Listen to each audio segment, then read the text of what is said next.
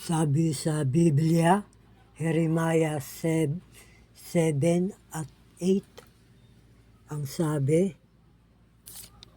"Bayan kong hinirang, bakit kayo lumalayo? Bakit lagi niyo akong tinatalikuran?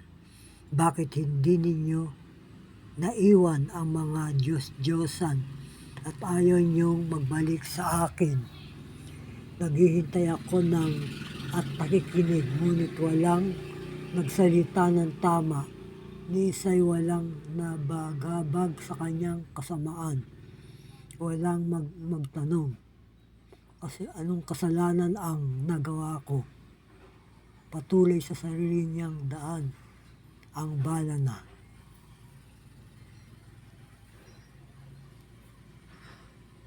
Paano ninyo masasabing kami matatalino?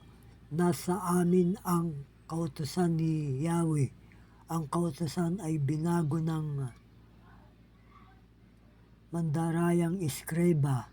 Mapapahiya ang kanilang mga pantas. Sila'y malilito at mabibigo pagkat tinanggihan nila ang salita ni Yahweh. Anong karunungan ngayon ang taglay nila? Ibibigay ko sa iba ang kanilang mga asawa, pati bukid nila ay tatamnan ng ibang tao. Ang kanilang dakilaman o aba ay gumagamit ng pandaraya upang yumaman. Nandyan pati mga propeta at mga saserdote. Walang kabuluhan sa kanila ang hirap na aking bayan. Sinasabi nilang maayos ang lahat, subalit walang kapayapaan. Kinakayaban nila ang kanilang masasamang gawa. Hindi nila na sila marunong mahiya, kaya nga babagsak sila gaya ng iba. Sila'y malilipol pagkat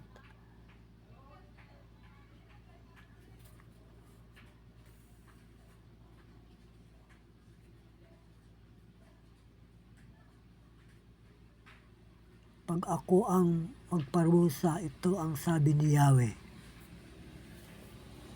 At ang sabi, ang mga eskreba ay binago ang kautusan ng Diyos. Yan ay kasalanan. Ang parusa sa kanila, ang kanilang asawa ay ibibigay sa iba. Ang lupa nila ay iba ang makikinabang. Yan ang parusa sa kanila.